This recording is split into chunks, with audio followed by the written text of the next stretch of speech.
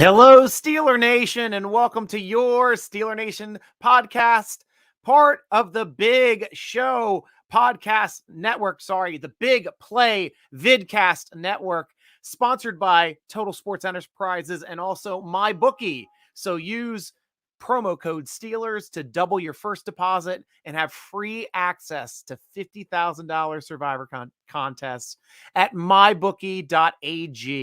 And now for the Steeler Nation vidcast, I would like to introduce Steeler Nation's own in-house analyst, Bill Wyshynski, to the show. Bill, how you been, my friend? I know that was a tough game to see, but I know you watched that game with plenty of scrutiny, and I want to hear from you first on what you saw on the film to possibly give us your idea of how bad it was, number one, and then hopefully how it can be fixed.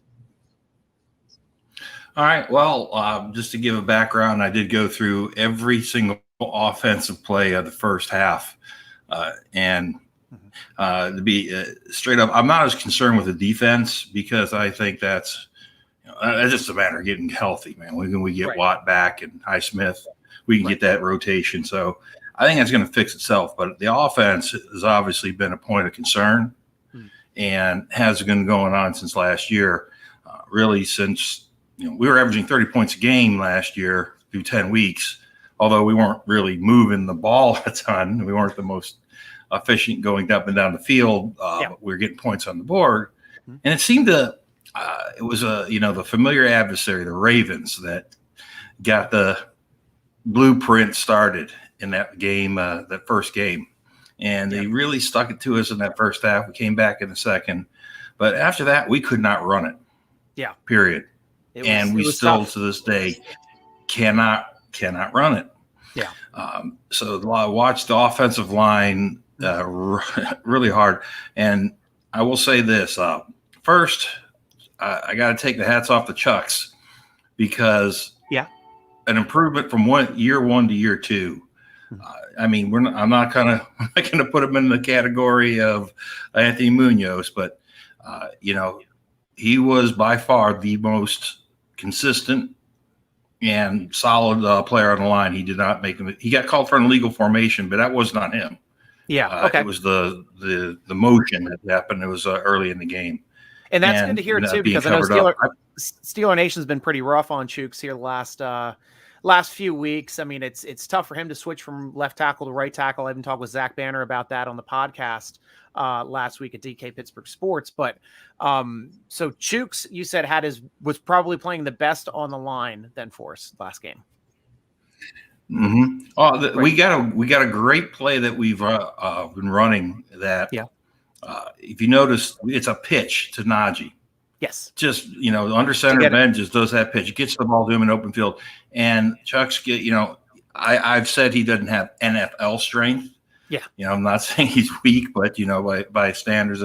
But he does, if he is fleet of foot and he's gotten out there and pulled and gotten that initial lead block that clears the way for Najee. He had one called back off Kendrick Greenhold, which, if he's a little more veteran, he wouldn't have stuck his hands up to make me look, I'm guilty. Yeah, you got pretty.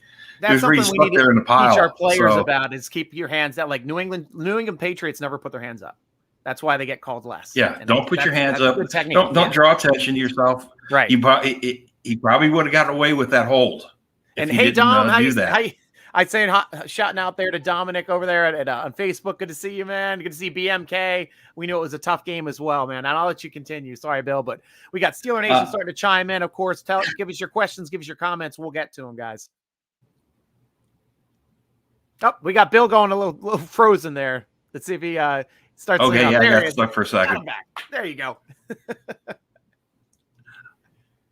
Was there a question that was asked?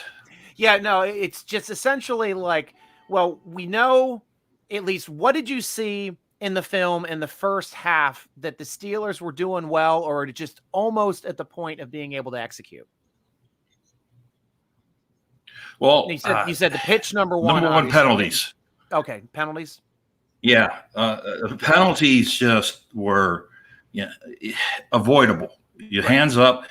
Claypool gets called for an offensive pass interference. It's always a subjective call on a pick play. So run through it. Don't just stop. Is that makes it more objective. Whether it's the right call or not, just sell it. So I love Chase Claypool, but I gave him an F for the first half. Oh, gotcha. He made a lot of mistakes. It would have been a tough catch to make, but even when Ben tried throwing it to him deep, or when they were deep in their own zone, if he would have caught that, he could have taken that thing straight up the field, and that might have been 90 yards, nobody touching him. So maybe it was a little bit behind. We're closer than you might think, because as bad as the offensive line played, I'll say this. It just did not seem like there was, it wasn't all five guys doing bad at once. Yeah. It seemed to be one guy who, got beat badly, and the rest held up, and it rotated. You never knew who that one guy was. Dotson seemed to be great in the first quarter. Then he's just terrible in the second. Green was horrendous in the first quarter. The pass to Washington, that could have been a big play. Maybe if that was DJ with the speed, that third down and 6. Yes. Ben had a guy bearing right down on him that Kendrick Green let go right past him. And Green's one of the things I've noticed is they're sending him out to try and block and connect. He's going to have to get better at that. I give him a grade on a curve because he's a rookie trying to play center, and that's hard enough as it is. Yeah. But he's going down the field and trying to get that block, that second level block for Najee. Yes. And he's doing good at getting there. He just got to complete it and keeping an eye out on that improvement. So for what it's worth, as bad as everybody says the offensive line is, it's just like they just haven't gotten it together more than it's one play bad, one guy, one play bad, next guy, Turner. Yeah. Ben tries doing a hard count. He's the only one that falls for it and does a false start. These things are, there's mistakes being made that are just, we can take care of some of these mistakes. We can get a couple of drives until, the defense is back at full strength. Maybe we can get ahead in the game, because we cannot keep playing this way from behind.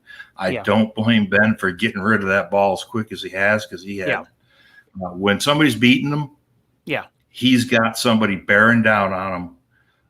The only time he did have time to throw and try to do the Ben of old, he did get Chucks gave up the sack, but the guy has 4 sacks on the year, and Ben was he wants to throw the ball deep. Yeah. He's not. He doesn't want to throw these little dink and dunks. He wants to throw it. It's just it's not there. And Dom is asking here quickly if he's ready to go on Sunday. Isn't he injured? If you're talking about the offensive line, we have Chooks is in the concussion protocol. So number one, he has to be able to be symptom free to be able to practice. Then he has to complete a full day of practice and come back the next day symptom free to clear protocol. So right now, just him being in protocol means I'm not worrying about him until he clears it. He can clear it in a week, but we'll just have to see if he's able to return to practice this week to be able to clear the injury's been ridiculous one, to start the season. Yeah, Kendrick Green, I think, was banged up a little bit too, but Tomlin just said it was normal bumps and bruises. He expects him to practice this week. But it was clear when Chucks went out that they took advantage of that pass rush. So, as much as we've bashed on him, he has improved year over year. Year 2, I'm a little bit more faith in Chucks, but we need to see some improvements from some of the other guys there. And Dan Moore didn't do anything great, didn't do anything horrible from the first half, at least. Again, I'm only going by the first half.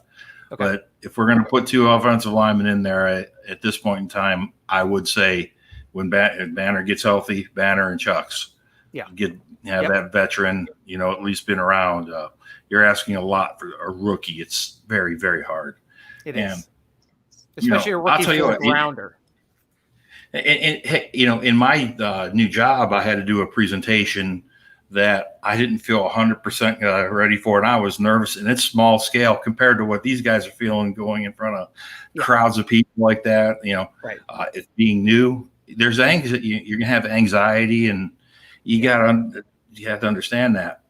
But boy, Najee, you want to talk about something good? I mean, wow. 150 total yards. I mean, that's what we are expecting to see out of Najee when we drafted him with the first pick in the draft. And he got young penalties. Finally, unfortunately, he would have had 200 total yards if we didn't get all those damn penalties in the game, because he was really ripping off some chunk plays. Well, it's like that screen pass is, there he goes. And that the screen pass to them the game was obviously terrible, but it's when you're in the middle of the field and he's got room to work. Yeah. And I'll tell you, at least you broke up there a little bit, Bill, but here's what I saw. I was at the game. I didn't have the benefit of watching the game on TV like a lot of you guys here at Steeler Nation do. I was at the game, but what I did notice, which was just driving me nuts, Bill, seemed like every single first down, the first 6-7 first downs, it's a rush right up the middle to Najee. Every time I'm yelling, run a play action. Run a play action. Come on, run a play action. And they finally, I think on their 7th time, it was in the second half. They did a lot more play action than you might think. I'm just talking about on first down.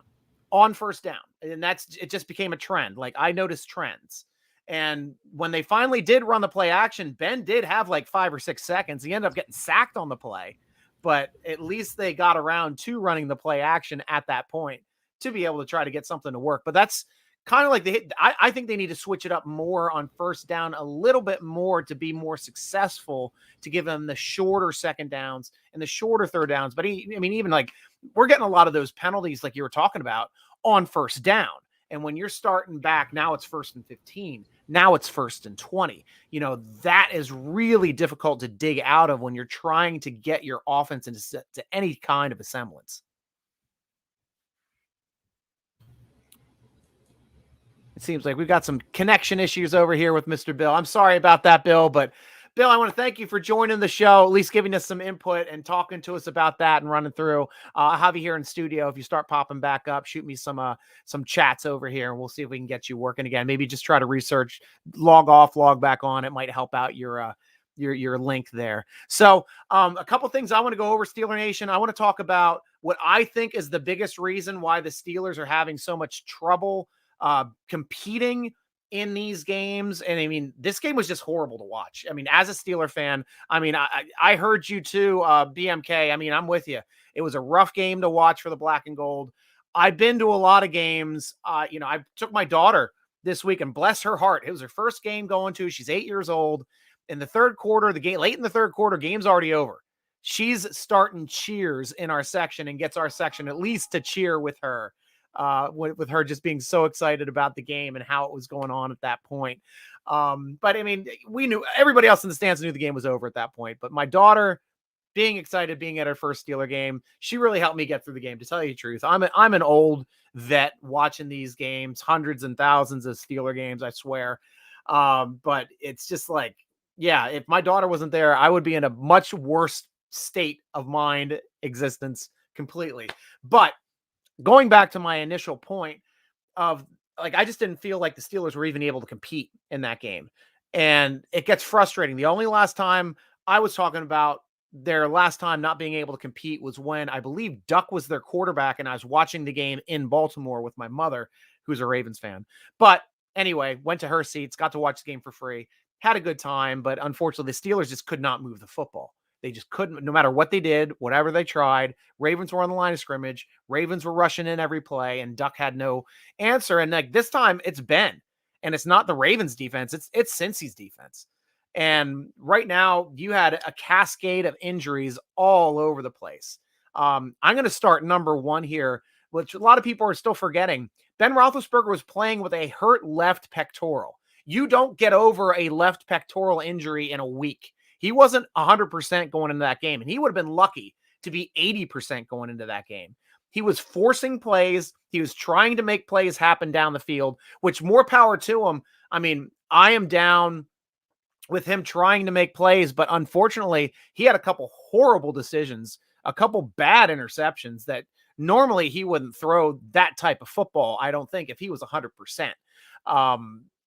And unfortunately, the way that the offensive line, now that they're getting dinged up, you had Chooks, who was playing great in the first half, ended up getting a concussion in the game, having to come out. You had Haig coming in for him. And then you also had some issues over with Kendrick Green in the middle, him getting banged up. So, it was difficult for them to get any time. Then you're playing the game without your top number one cornerback, with Deontay Johnson being out. And guys, I saw more complaints about separation, probably from comments, probably from Twitter, out of this game than anything else. But hell, we're missing our number one guy on our team and in the league about getting separation off of his breaks, and that's Deontay Johnson. He's just the type of guy that when he makes a move, he's open. And Ben locks in on him. He had 100 yards the game before. Now he's not playing. It's like it is a shot in the foot. And then Juju, your other number one, who your number 1B essentially on the team, the big slot, he gets hit in the ribs. He's done. So now you've got Washington, you've got Ray, and you've got Claypool. Claypool still played a heck of a game. I'm not taking anything away from Claypool. Heck of a game from Claypool. But then you have Cody White jumping on the field, making a big catch. And honestly, with Washington attempting to play the X, I did not have any confidence in us being able to move that football with him playing the X, because the X receiver has to get open quickly. He can get open downfield. Not as good as for the quick motion. I'd rather see Cody White, to tell you the truth, as the X receiver coming in, because I know Cody White's got good short area quickness. He's got great hands. He doesn't put the ball on the ground. That kind of suits his style to be able to come in to make the Steelers offense a little bit more successful in that respect. I'm going to get to some other injuries here in a bit, but I see Bill's back up. We're going to welcome Bill back on here because it looks like he's streaming pretty well now. Bill, welcome back to the podcast. I hope your stream's working a little bit. You look a lot cleaner now. Yeah, it's the internet connection. I don't know what's been going on with it, but it's gone in and out on me. Here today. So, the things that I wanted to hit on that give you hope on here. First and foremost, it wasn't the entire offensive line dying at once. Right, it was one guy just missing out. So I tell you, when we do well. Is when we go up tempo. We do not just get it up there and snap. Yep, because then at least quick. Yeah. Up tempo it. That's how we got our first scoring drive. If you saw the video that I did over on Steeler Nation YouTube, that's www.youtube.com/Steeler Nation. I know he put together that video going over when we were going up tempo. You're still cutting in and out, Bill, so I'm trying to fill in at least a bit while you're cutting in and out. I'm going to take this question here quick. Juan Sizemore, there's a lot of talk about many saying that the Steelers gave up at the end of the game. I watched it from the stadium, so I didn't have the up close look. I'm not sure, Bill. It looks like you're frozen again, so I'm going to have to drop you down. Oh, there you are. No, I'm back. Did you see anything about them giving up at the end of the game? Did you have any opinions on that? And we're frozen. All right, we're going to drop Bill today. Bill, love you, man. Yeah, it's not sticking. I wish it could stick. Yeah, your internet's just dropping. I'm going to have to reboot it or reboot the server or something. All right, man. Yeah, no worries. Well, thank you very much, Bill, for being on the show. Ladies and gentlemen, Steeler Nation, go over to Steeler.nation.com. Check out his great insight, great analysis over at Steeler Nation. He writes phenomenal, well-thought-out articles and also his video breakdown on our Steeler Nation YouTube channel. So we'll see you soon, Bill. Thanks a lot for joining the show, man. Thanks, bud. Yeah, so going back to your point, Juan, unfortunately for me, I didn't get to see the replay either. I drove 1,000 miles yesterday, no lie. I had to drive up down to Virginia from Baltimore, and then up north to Boston was my ending location before swinging back down. And Philadelphia was actually my last spot. So I ended up midnight at Philly and then drove back here in the morning, putting on an even 1,000. So haven't had a chance to rewatch the game. I'm planning on rewatching that tonight. Just because I want to get that insight. So I really don't have an opinion. Jump on with me again. We're going to have the Steeler Nation Colorcast going on tomorrow live at 3 p.m. If you guys have iPhone, if you have iPad, you can download the app for free. And it's cool because you can actually jump on. I can get your takes live. And that'll be a lot of fun to do. We're going to have some big stars on there too. Shazier's lined up to do one of the shows. Ike Taylor's lined up to do a show. So download Chromecast. It's only going to be on the Apple platform. It's going to be a really fun way for us to get interactive and really have fun about some of these shows. So I'll talk about it there in a little bit more in depth, and we'll see if I think they gave up for that game. Also, the main podcast, we'll talk about that too for DK Pittsburgh Sports Network. That comes out. It airs Friday at 2:00. So those are the platforms. I will get to those questions then soon later in the week. So keep watching, Juan, and thank you very much at least for the comment there. We have a comment here from Kathy Clark. I'm a big time Steeler fan. Maybe they will get better. I hope so. I'm with you, Kathy. I'm a forever the optimist when it comes to the Steelers. We always got to hope our players do a little bit well or do better, at least get better every game. That's what we want to see. This is a young team. We are now a young team. 6 rookies, making 5 of them were starters.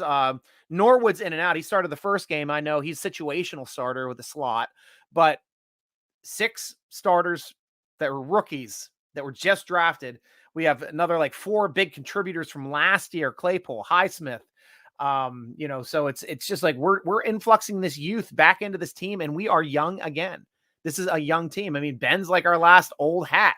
Ben and Hayward, they're and Hayden, they're the last of the old guard. We are getting younger and younger. So yeah, you want to see improvement every game when you have a young team, and I'm hoping like hell that this team is at least 500 hit in October and starting to hit to compete, to have a chance to get into the playoffs, because that's what you need to do with a young team.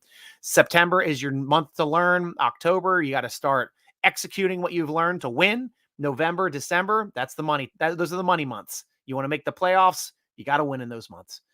So another comment over here off of YouTube. Antonio Uzzle, do we have a shot to do anything this season? Yes.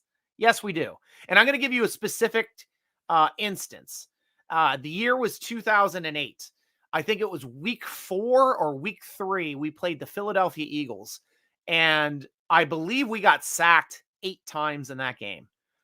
We looked absolutely horrible. Worst offensive line performance I have ever seen was probably in that game. I stated during that game and immediately after, there is no way this team is going to the playoffs this year. What did they do? They got better. They got better every week, and they ended the season hoisting the Lombardi Trophy last week of the season, beating the Cardinals in that Super Bowl. Super Bowl 43, I believe. So, yes. Do we have a shot of doing anything this season? Yes, we do. But we have to get better. We have to get a little bit healthier. And just to reiterate, too, I know I started talking about the injuries on offense before we had Bill coming back on the show. Now I got to start talking about what's going on the defensive side of the ball, because, yeah, we got Hayden back. We got Bush back for the last game. Both were playing a little banged up. Both did not look 100%, which is unfortunate because I absolutely loved the way Robert Spillane played in the previous game with Bush out. He had a phenomenal game. He was all over the place making plays. I mean, Bush did well. He wasn't perfect. He's still dealing with his, with his groin a little bit. And groin injuries, they really don't show up on the field. What they do is they sap your speed. They sap your agility. So sometimes it's a little tougher to see what's going on. If a player's looking a little slower, it's because of that groin still affecting him. And we all know that Bush is a quick twitch guy. He needs his groin. He's one of the fastest, quickest guys in the middle of the field for us, sideline to sideline. It's going to get better every week. But, he and both outside linebackers, Highsmith and TJ Watt, not having them on the field at all for the game. What happens? Steelers broke the NFL record of 85 straight games with a sack, or however many straight games it was with a sack in the regular season. Broken. Top 2 outside linebackers out. Ingram, he was hit or miss. He got a couple pressures, but man, Hayward got a couple pressures, but we didn't even get a sack. Did not get a sack. So it's difficult this week Tomlin stated that Watt and Highsmith both should be practicing in some way, shape, or form this week. That would be ideal. Said Deontay Johnson should be returning, as well as Juju Smith-Schuster. At least the x-rays are negative. He's going to be playing with pain. I know it. I know intercostal injuries. That's the muscle in between your ribs that's painful as hell. Hurts when you sneeze, hurts when you breathe, hurts when you cough. Depending on how bad it is, as long as there's no cracks there, you can play with the pain. You can recover with the pain. And he plays in a tough position. Big slot. He's going to take shots. And Ben's got to keep that ball down for him. Let him protect his body, because he was throwing that ball a little bit high last game. Wasn't as accurate. Obviously, 2 interceptions, 2 bad interceptions. Playing with that injured left pec as well. But Juju should be coming back this week. Fingers crossed. We'll have to see. No mention really for Carlos Davis. I mean, he's got that knee injury he's dealing with. We'll have to see how that kind of shakes out. But interesting news on the injured reserve front. All 3 of our players, Stephon Tuitt, Zach Banner, Anthony McFarland, are all eligible to return. It doesn't mean any of them are going to return.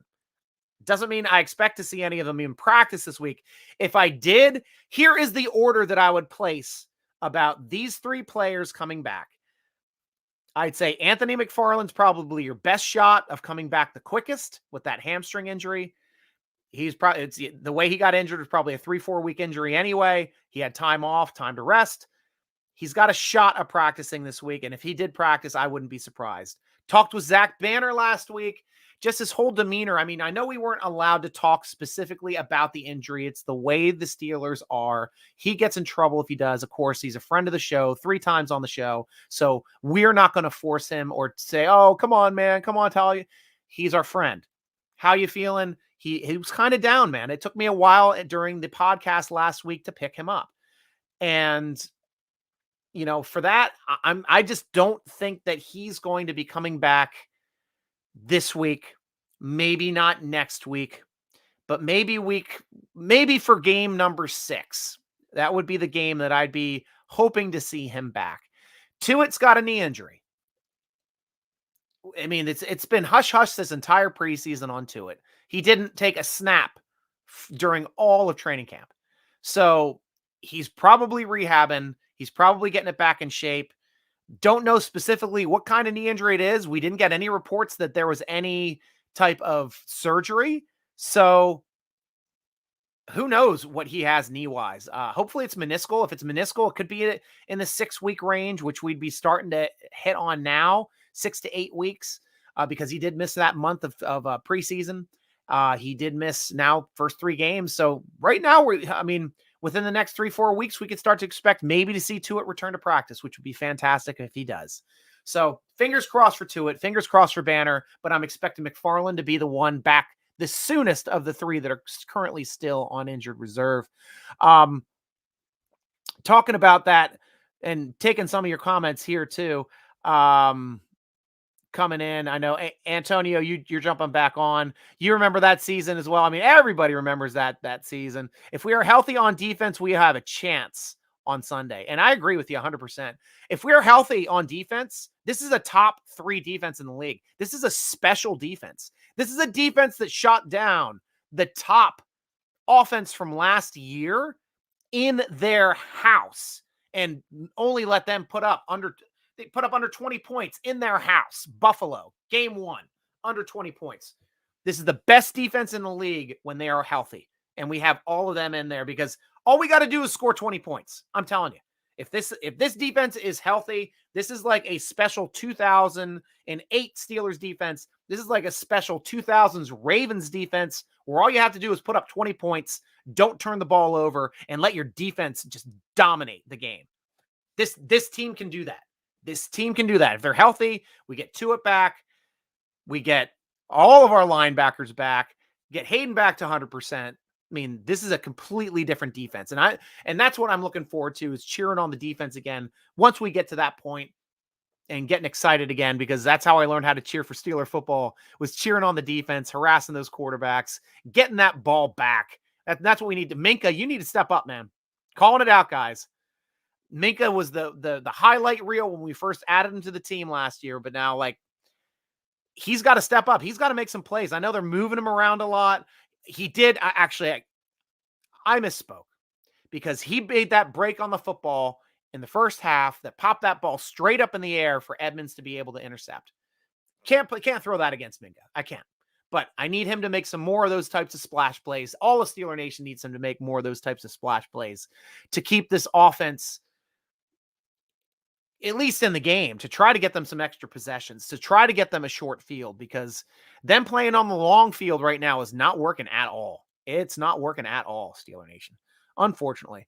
Kirk, I hear you there. You say we need a real head coach. We have a real head coach. I'm not throwing the injuries on Tomlin yet. And right now, too, like if you want to talk about coaching strategy, and I probably know what you're upset about too, Kirk, and that is the offensive play calling. It looks like last year. We have a completely different offensive coordinator. Why does it still look like last year? And I think it's because we still have Ben Roethlisberger playing.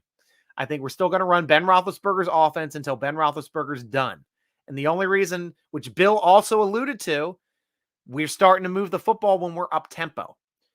Get Ben Roethlisberger out there and up tempo. We move the football. Why? Because it's his offense. He knows what he's running. He knows what he's doing. He's got to run somebody else's offense that he's learning in probably his last year playing in the NFL. It's a little bit tougher for him to execute. It is. It just flat out is. The younger kids are picking it right up, but it's going to take, I don't think we're really going to see the benefits of this offense until, number one, we start getting that line 100%, Banner back, everybody's back and healthy. And number two, probably not until Ben's no longer running it. We start seeing Rudolph, Haskins, or whoever our next quarterback's going to be. They're going to be the ones that are going to show us what you can do with this offense. So at least thanks for chiming in there, Kirk. We always appreciate Steeler Nation. And man, nothing hurts more than, coming back after our insane amount of injuries. And that's it, Juan. Yeah.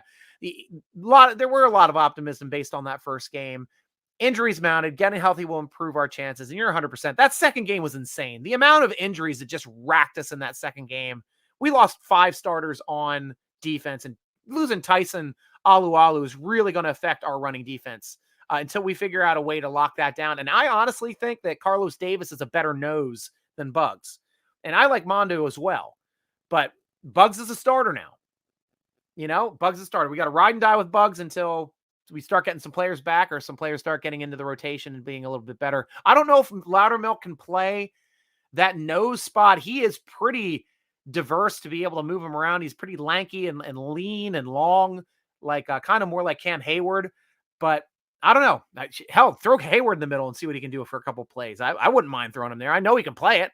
He can play anywhere on the defensive line. That's no doubt about it.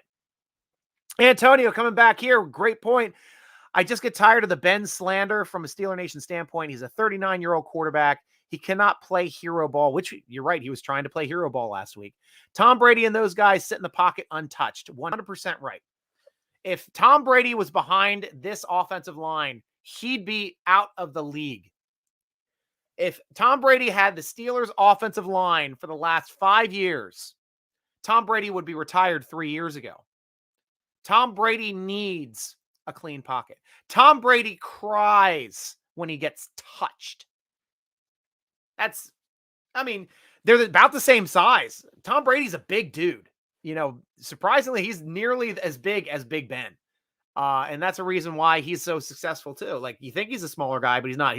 He kind of plays a little hunchier than Ben does. Ben always plays completely upright, sloughing people off. Ben's a lot stronger dude than Brady. A lot tougher to bring down.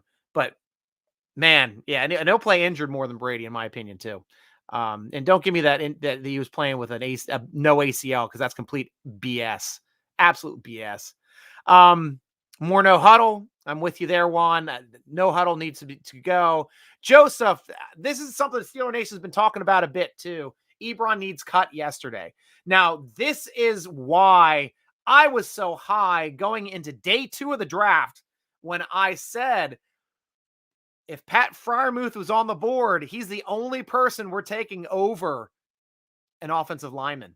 And it's because Eric Ebron was really the only other tight end on our roster at the draft. We had a glaring hole. Unfortunately, Freiermuth fell to us. I would have traded up for him. He fell to us in the second round. Heath Miller Jr., Muth, fell to us in the second round. Standing pat. If we had the redraft today, there's no doubt Freiermuth's going in the first round. Freiermuth's going top 20. There's no doubt about it. He's that good of a player. We got 2 first rounders and with our first 2 picks. I'm telling you, we got Najee the first round. Then we got the first round B with being able to pick up Freiermuth there in the second round. But yeah, Freiermuth's going to be our starter moving forward. Freiermuth was named the starter at the game where I was in, though they also named Ebron. But when they came down to the first play of the game, Freiermuth was on the field. Ebron was not. When we go 22 personnel, which I think is a good package for the Steelers, or 12 personnel, 1 running back, 2 tight ends. Ebron, I think he's a valid receiver out of that selection, but he's got to hang on to that damn football. And that's what bothers me about Ebron. He has bad hand mechanics. And for a tight end, that's rare. It's rare for tight ends to have bad hand mechanics. And he just does.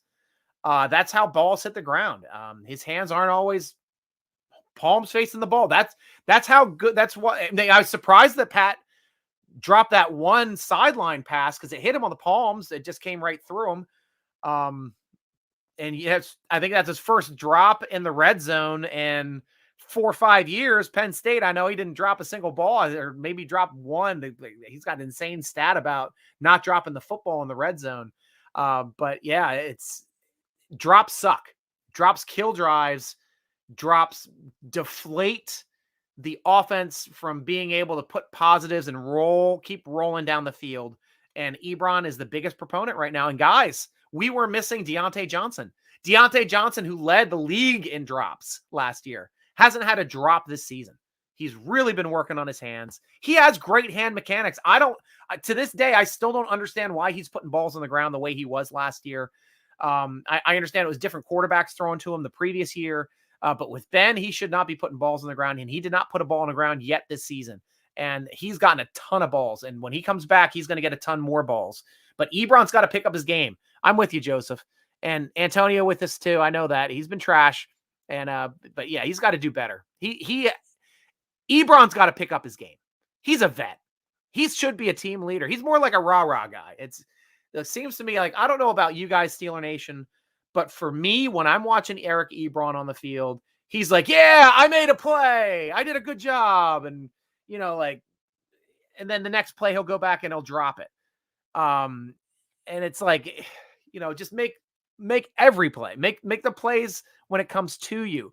Yeah, sure. Celebrate when it's a big play. Like, you get a touchdown. Yeah. Celebrate. Big first down. Hell yeah. Guy draped on you. Celebrate the hell out of it. But if you're dropping footballs, man, you gotta play it a little bit more even keel, man, because something's making it that you can't concentrate, that you really can't concentrate. And I like your input here too, Joseph. I like the counterpoints always. And thank you very much, Steeler Nation. Facebook, Twitter, YouTube, everybody chiming in, guys. This is the way we go. I mean, this is your vidcast. We get to talk, interact. That's why I always look forward to the vidcast, because this is your show. This is your show, guys. So I really appreciate the feedback. Joseph Jester chiming in again. I don't mind a guy running off his mouth if he's backing it up, but Ebron is a talker with no walk. Perfectly said. I can't. That's exactly the way I was trying to get it out. You said it perfectly. Candace, I'm not ready to cut him yet. I'm not. We're going to keep him on the team. We need him on the team. Don't have another tight end. And really, he does. When he is on his game, he's an elite pass catcher. He just has to catch the ball. He just has to catch that damn ball. Oh, but yeah. So coming back for this week, as long as we can get TJ Watt and Highsmith back on the field, we just have to understand that those players are not going to be 100%. Like, 75% of TJ Watt is better than 100% of the players in the NFL. Don't get me wrong. 75% TJ Watt can start on any team in the NFL over anyone in the NFL at outside linebacker. I mean, this is a guy that made 2 All-Pros in the same season. First team edge, second team linebacker 2 years ago. The 2-time should have been Defensive Player of the Year. That's voting. When you let people vote. Things get screwy, right, guys? Yep, that happens. So, but like I said, TJ Watt at 75% is better than 100% of the outside linebackers in the NFL. I will take him at that. Highsmith, he needs to be a little closer to 100% to be able to play. He probably could play at 90% at a good click, and he'd be better than anybody else out there. Ingram needs the help. He needs the rotation, and he is a factor. And that's when we saw that rotation in game one. You had Watt, you had Highsmith, bang, bang, bang, pressure, pressure, pressure, rotate in, we'll give one a breather, Ingram out, bang, fresh off the barrel. Last game, Ingram played like 100% of the snaps. Like, he never came off the field, and it wore on him. That's the first time he's had to be in a complete game in like a year and a half. And, but you know, he's a competitor. He got a pressure, would have done better with this rotation. And that makes him better. It makes all of our linebackers better if we're able to rotate them in, get them in and out, have them attacking the quarterbacks fresh, getting Ingram away from having to defend the damn pass so he can come up and at least rush the passer, because really he and Hayward were our only pass rushing options last game. If you weren't sending a blitz, if you weren't sending one of the linebackers up the middle, if you weren't sending an edge player or a corner, those were the only two that could get pressure last game. That was it. Hayward and Ingram. So don't force Ingram back to defend the pass. Hell, throw Schobert out on the edge and let Ingram rush the damn pass. Throw Bush out on the edge and have him rush the damn pass, or rotate one of the defensive backs. Have a safety come down and try to take that guy, because just schematically it didn't work. It didn't work. We didn't get our pressure. We didn't get our sacks, and we let Joe Burrow go out there with his Tigers, Joe and his Tiger training, being able to run his Tigers all over us, because that's what he does. Tiger King coming out, pushing us down. Good old Joe, freaking Joe. We got to see that guy for a lot of years, and you got to get in. But to tell you, if we get pressure on that guy, he is not the same quarterback. I hope to hell we have all of our outside linebackers the next time we see him, because he's going to go into that game with confidence. He's going to think he has the time, and bang, he gets hit a second before he thinks he's going to get hit. Bang, he gets hit again 2 seconds before he thought he was going to get hit. Now he's looking at the line instead of looking downfield. That's how we get to Joe Burrow. That's how you get to these young quarterbacks. That's how we get to Baker. That's when we make Baker look like he's a tool, because when you get these quarterbacks, these young quarterbacks, get them hit, and you hit them quickly, you hit them often, before they're ready. They start looking down at the line as opposed to downfield, and that's when you win the game, because they're worried about getting hit. They really are. Yeah, that was basically the big interception issue. Was the biggest problem I had with Ben. Him playing with that pectoral is tough. We understand he's going to be back. He's going to get better each week, but I don't know when that pectoral is going to be 100%. It looked like it affected him last week. He was not Ben. He was tentative Ben. He wasn't Big Ben. Antonio chiming in for this Sunday's game. It's a must win. We have to beat Green Bay. Then we have Denver and Seattle. Cannot go into the Browns with one win. That would be horrible. And I agree. And Denver has really gotten good. Denver's a great team this year. They're undefeated, I believe. They're playing great ball. They 23-0 shutout against the Jets. Their running game is clicking. Their defense has always been strong and well built. And they've got a good young quarterback. So it's going to be a really tough game, and a lot tougher than it was the last time we faced Denver. So yeah, that's going to be a really big game, though. I still wouldn't say the Green Bay is a must win. Cincinnati was a bigger must win to me than Green Bay. When you play the opposite conference, really doesn't affect you in the standings as much for the end of the year for tie breaks. If you lose to a good team in the NFC, you're losing to these good teams in the AFC. Yeah, it's going to start affecting you. Really is going to start affecting you. So Steelers got to start clicking, and got to do it in Lambeau Field, man. The place where football really started, the Super Bowl era started in Lambeau Field. And so, yeah, it is a big game. Every game's a big game. Don't get me wrong. But if we lose it, it's still not the end of the world. I just think we have to win those AFC matchups. We really do. And we had 2 opportunities these last 2 weeks. Injuries derailed us the previous week. This week, it was the injuries on top of our execution, which we just our pre-snap looked like, offensive line, false start, illegal shift, illegal motion, holding. I mean, it was junior varsity, and it looked like a rookie offensive line. We didn't look like a rookie offensive line in Buffalo. We didn't look like it at all. We looked like it at home against the Cincinnati Bengals, and that hurt. That hurt as a Steeler fan. I know it hurt Steeler Nation having to watch that, but they have to improve. There's nowhere to go but up with as badly done as it was. Juan, you chiming in. Bush, yeah. Bush was a non-factor. Need better play from him. And also Vince is too. He's parroting what you're saying as well. Devin Bush getting lost in the wash has been happening too much recently. He's still dealing and coming back from that groin. He was great in game one. Vince, Juan, Bush was there game one. He was sideline to sideline. He was making plays. He was playing downhill. Got hurt game two. Had that groin, was out for game two because he got a groin injury at the end of practice, I guess, on last practice, he and Hayden, but groin looked like it slowed him up a bit last game. He's a fast player. When that groin is 100%, he is going to look like a much better player than he currently looked the past game. But I agree. Spillane looked phenomenal game two.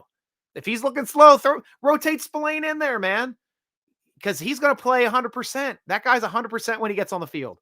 Love watching Spillane. And he had a hell of a game two. He was the highlight of game two for me. If I had to watch game two, like when I rewatched game two, Spillane was like, I watched him every play because he made me smile.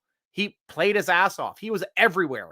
Left side of the field, right side of the field, backfield, defended passes. Yeah, he's not 100%. He's going to get beat, but he's going to try hard every play. And he was playing at full speed and trying to make as many plays as he could. And he was a lot of fun to watch.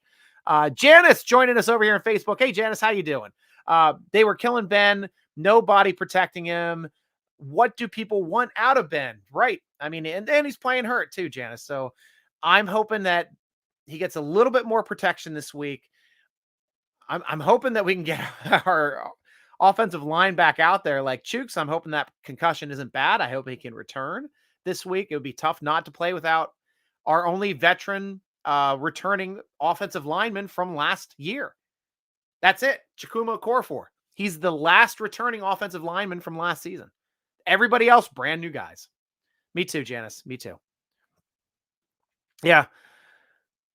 Yep. The losses do pile up and you need to win division games, number one. That's why the Cincinnati game stings. It's a bad team. We lost to a bad team in a game we could have won if we executed. If we executed better, we win that game. If we don't turn the ball over, we win that game. It was a tough game, and it was just tough to watch. Those are the ones that the crowd was actually better at that game, in my opinion, and more ready to cheer for that Cincinnati game than they were the week before against the Raiders. I didn't think we cheered well against the Raiders at all. I thought it was we were excited to come back. We were loud early. We were loud after Renegade, but as soon as they got a first down after Renegade, it was pin drop the whole rest of that drive pretty much. It's tough, but the crowd was a lot louder last week, but it's tough to keep, if you're not putting a good product on the field, it's tough to stay in the game. It's tough to keep that crowd in the game. Tomlin knows that. Tomlin tells his players that. He says, we got to make big plays. If we want to get this crowd into the game, we got to make big plays. Otherwise, you're going to get booed when you go off the field. When you keep marching backwards in the first half instead of moving forward on offense, and you keep throwing turnovers and you keep generating turnovers instead of generating points, you're going to get booed, and you're going to get deservedly booed. I mean, we don't hate you. Steeler Nation isn't booing Big Ben because we hate you. We're not booing the team. The Steelers love their team. You go out there the next drive, you get a touchdown, you're going to get the biggest cheer in the world. But if you're not putting together a product that the Steeler fans can't get behind, can't support, can't get excited for, it's difficult. The crowd is getting upset. The crowd is starting to boo you because when we see the same stuff happen, we see that having you end up to check down. Yeah, Ben, I know you were thinking it was going to be an all-out blitz and you could just drop it over the top for an easy play, and that could have happened, but in that instance, that's not what happened. They had a spy on him. And you didn't recognize it, and the game was over. But, I mean, honestly, the game was over when you didn't go for fourth down and 1 from the other side of the field. Again, fourth and short. You got to try to go for it when you get to end game, and you need 3 possessions to win the game. So, Steeler fans, We're not boo birds. I lived in Philadelphia for 13 years. I know what booing fans are. I know what bad fans are. And don't get me wrong, when you're sitting in the crowd in Philadelphia, well, if you're sitting in the crowd in the other colors in Philadelphia, you're going to get messed with, number one. But they will make fun and boo their team before you even get a chance to say anything bad about their team. They are a negative fan base. They really are. They are going to jump on their team, jump on their coaches immediately after the first bad play. That's not the Steeler fans. Steeler fans aren't immediately jumping on their coaches and their plays, but after 4 or 5 drives, moving backwards, not generating yardage, not generating first downs, the boos are going to come, and the boos are deserved. So how do you get rid of those boos? Execute. Give us something to cheer for. And, right now this season, it seems like the defense is going to have to be the side of the football to give us cheers. We cheer for sacks, cheer for turnovers. Hopefully that can carry over to the offense. Keep us going. I yelled at the refs. Janice, I'm with you. I yelled at the refs in that game. You said, yes, sir, but you can't beat the opposing, and the refs, every play can be called for holding. The game was egregious the way it was called. And I started yelling at the refs saying, hey, great job, refs. Hey, we didn't see you that play. You need to make sure you throw another flag next play because we're really missing you out there. I mean, obviously we came here to see you guys. We didn't come here to see the Steelers play football. Especially if they're throwing a flag on a play that happens on the opposite side of the field where nothing occurs. Yeah, you're supposed to swallow those whistles. You really are. I've taken officiating classes. I've done some officiating. I've done officiating for flag, not for football itself. But I do have friends. My mom's husband does some officiating. He does high school. I've got a friend that's also doing college for football. But it's you're taught if it's not impacting the play, which is mostly the way if you watch hockey. If it doesn't impact the play, you usually don't call it, and if it's not dangerous, you don't call it. Because if it's not going to impact the play and if it's dangerous, you call it. If it's not dangerous and doesn't impact the play, yeah, you're not going to call a guy clutching and grabbing on the left side of the rink when the puck's on the right side of the rink. It's just not what you do. And that's what's going on in that Steeler game. I mean, yeah, if you're going to jump up early on the snap, false start, yeah, call it 5 yards. If I understand if they're not lined up correctly, yes, you see that easy to see. But some of these holds and some of these honestly, both of the roughing the passer calls were complete bullcrap. Both of them. The one on Joe Burrow, bullcrap. The one on Ben, I didn't think that was roughing the passer on Ben. I didn't see if it was helmet to helmet contact. I saw Ben was still standing straight up. To me, it looked like his helmet hit here. If it was helmet to helmet, yeah, I can see how you could see that as being roughing the passer, but he got hit after he released the ball. Joe Burrow was like, he was barely touched, and it wasn't even late. They hit him when the ball was still in his hands, when he was just releasing it. It's not like anybody took a shot at him. Nobody touched him high. Nobody hit him low, but horrible call. There were some horrible calls. And unfortunately, Steeler Nation, we're like the only ones that can bash the refs. Coaches want to bash the refs. But players want to bash the hell out of the refs after horrible calls. And there's no denying that those calls weren't horrible. But Steeler Nation, they're not allowed to say a single word about it because they're going to get fined. But I can say it. You can say it here. So thanks, Sarah Janice. Dog shit refs last game. And they need to, Steelers need to, I don't think the Steelers do a good job of ref planning. And that is something that is game planning for the referee crew that you face. Understanding the tendencies of the referee crew that you're going to face. This is something that has already come out that the New England Patriots do. And they know who their referee squad is. They tell their players, okay, this is the squad that likes to throw pass interference penalties. Defense, don't clutch. Don't grab. Keep your hands down this game. Hit them. If you got to grab them low. Don't grab them high. You're going to get called. Offense, stop your route short. You're going to get called. This is the group that caused pass interference. That's smart. You're utilizing the tendencies of the refereeing crew, of that specific refereeing crew to help you, give you an advantage to making plays. And I don't think that that's something the Steelers do. Ravens have been known to do that too. But Steeler fans, I have not. I haven't. It just, to me, doesn't seem like we are game planning for refs at all, and I'd like to see us do that because it would help us out.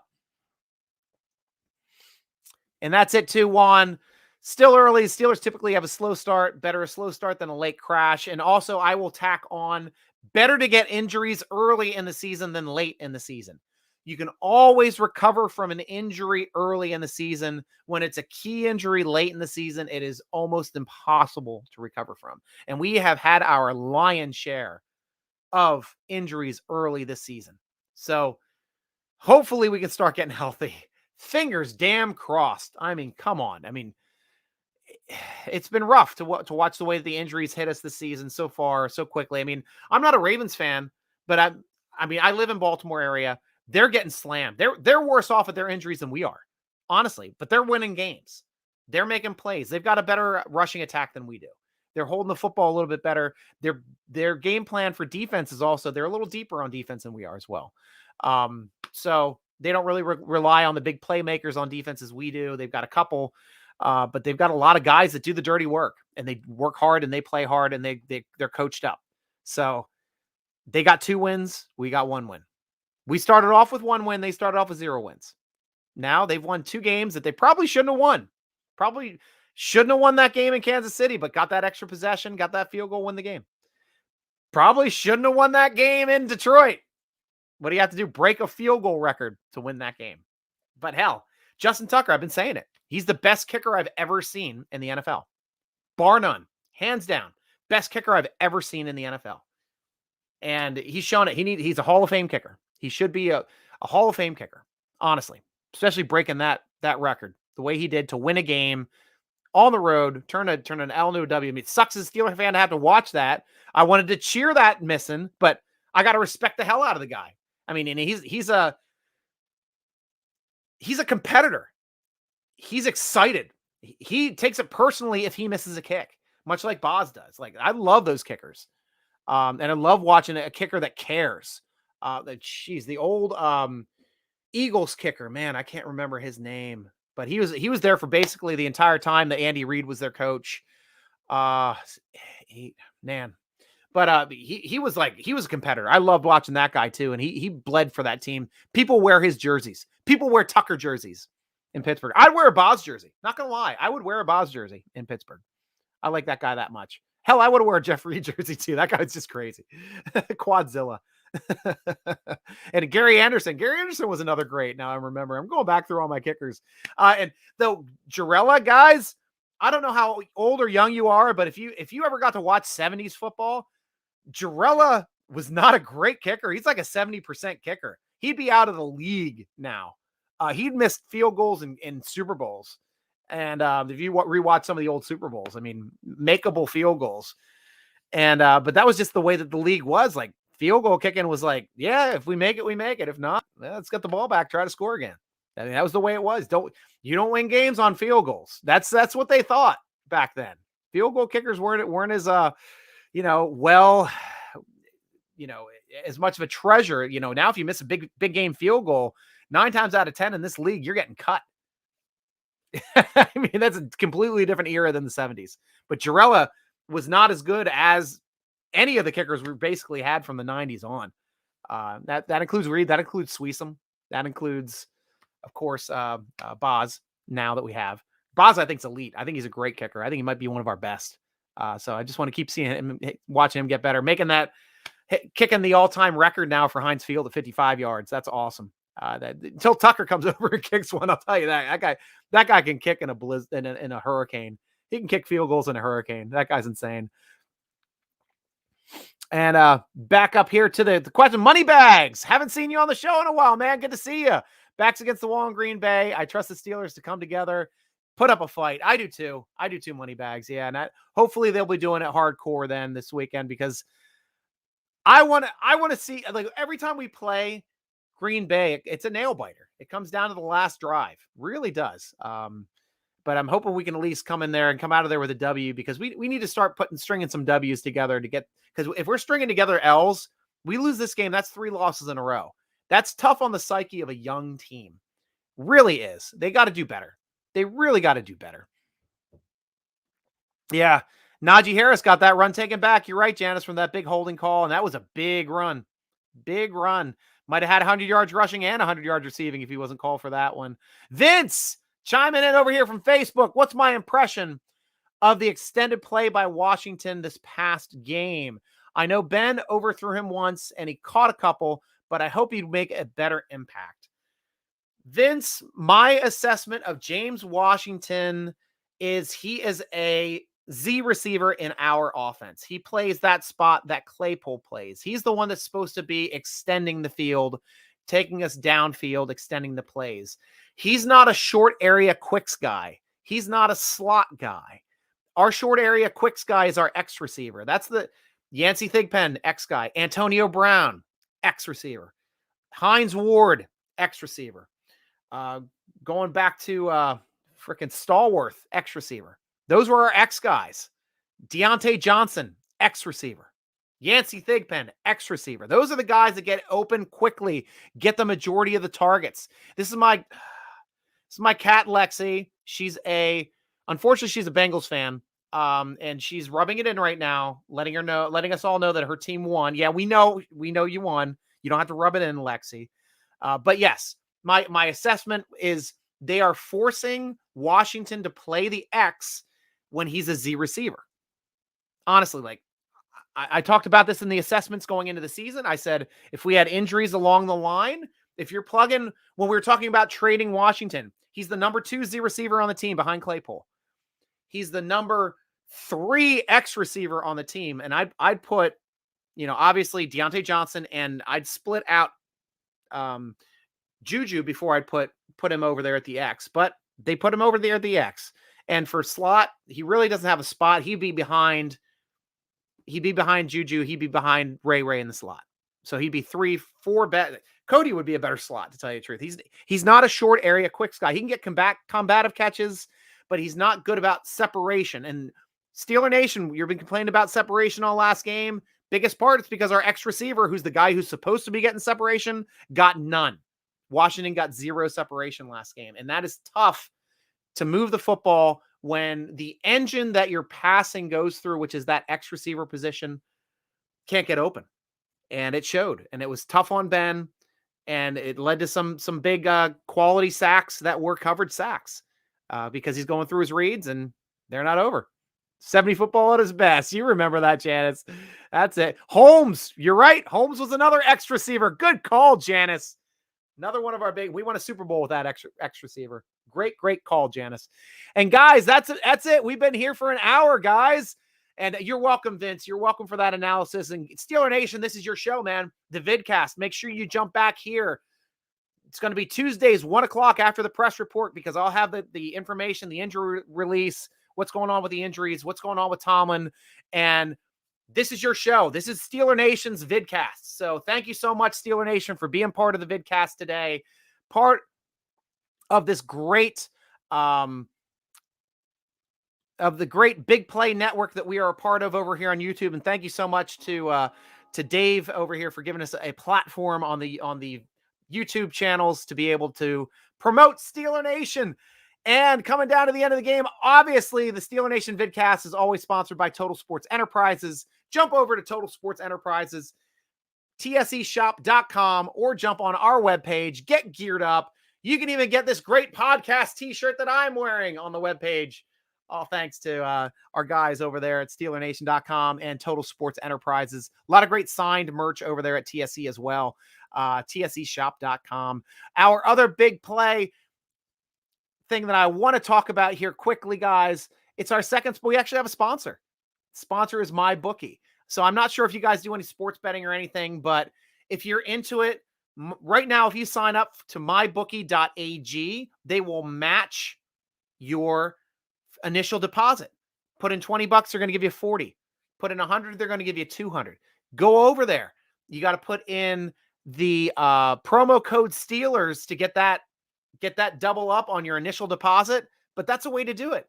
So go to mybookie.ag, put in promo code Steelers, double your deposit on site, and you're automatically entered into their $50,000 survivor pool. So you got a chance of winning 50 grand off the survival poll just by jumping on to mybookie.ag using promo code Steelers. Good luck, Steeler Nation, because I'd rather see Steeler Nation win that 50,000 than like a Ravens fan or a Bengals fan. My cat. All you do, you'd waste it on like catnip and like scratching posts. She's a good kitty, though.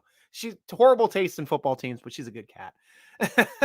So, Steeler Nation, obviously, follow us all over. We got our channel right over here, youtube.com/Steeler Nation. Follow us over on Instagram, at Steeler Nation.com. Tweet us at Steeler Nation. Follow the podcast on Twitter at _SN Podcast. Also have Steeler Nation Steeler Nation Podcast on Instagram, or you could follow me if you're a glutton for punishment. I'm going to throw up my pictures here. My daughter and I enjoying that first game, just because I've been doing other work and I haven't been able to do my social media stuff. But Steeler Nation, follow Steeler Nation Striker, Instagram and Twitter at SN Striker. Striker spelled with a Y. Thanks for joining me again on our Steeler Nation vidcast, sponsored by Total Sports Enterprise. Prizes presented by the great Big Play Network here on YouTube. And hopefully we will be able to pull it back around this week, Steeler Nation. I'm hoping, you're hoping, but I know for a fact I'll be rooting along with you as always during those games, but you might be able to jump on with me during the game. I'm going to do an in-game broadcast. It's an away game. So jump over to Colorcast. That is COLORCA.ST. If you've got an iPhone, if you've got a iPad, download that app for free. It's called the Colorcast app. What it is, it's a fan podcast. I can have you guys on and off. We're going to have Ryan Shazier on the Chromecast here soon. We're going to have Ike Taylor on a Chromecast here soon. We're going to give away tickets, but I'm going to be using Chromecast during the game. So that's a new way for you to be part of the Steeler Nation Chromecast. We're going to be going live on the Chromecast tomorrow at 3 p.m. Not sure who the guest star is going to be, but hopefully it's going to be somebody big. So jump over there to the App Store over on at the Apple iStore. I don't even have Apple, so I had to get an iPad, and I'm not going to lie to you guys. I'm an old guy. I'm an old man. What's this, apples? Huh? Hey, I like apples. You got any Macintosh? Huh? Hey. I like your Macintosh apples. They're delicious. Not Golden Delicious. They hurt my teeth. They're too sweet. Now, but go over to the Apple Store, download Chromecast, start being part of this new great way, win tickets, chat directly to Shazier, chat directly to me. Give us your hot takes. We're ready for it. Starting tomorrow, Wednesday at 3 o'clock. And of course, DK Pittsburgh Sports Network carrying the podcast Fridays at 2 o'clock. We're going to have Stephen Logan on the show this week. Going to put up some questions over at Steeler Nation Football Forum. So come over to Steeler Nation Football Forum, join the thread, ask questions for Stephen Logan, and we will get to your questions as well. So many great ways to listen to me talk this week. I apologize. You have to deal with me. But thank you, Steeler Nation, for making it fun for me, because this is why I love doing this stuff. It's because of you guys and the greatest fans in the world. So that's got to be a joke.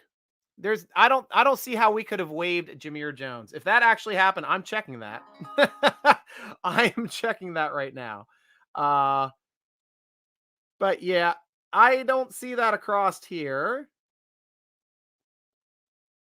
Sign Tuzik. Waived. Oh my Lord, you're right. Jameer Jones, thank you very much. BMK at the end of the vidcast.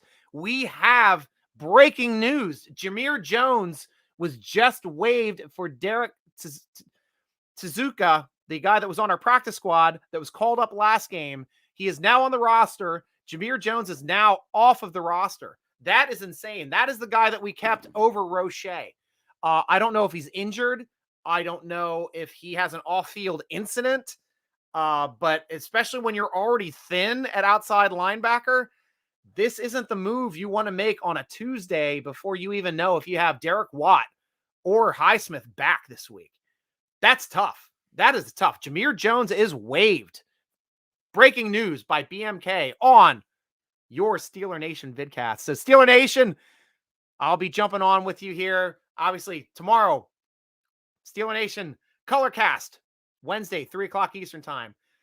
Steeler Nation podcast, 2 o'clock Friday, DK Pittsburgh Sports Network, Podcast Network. So we'll be talking to you soon. But until then, I will be rooting along with you. As always, go Steelers.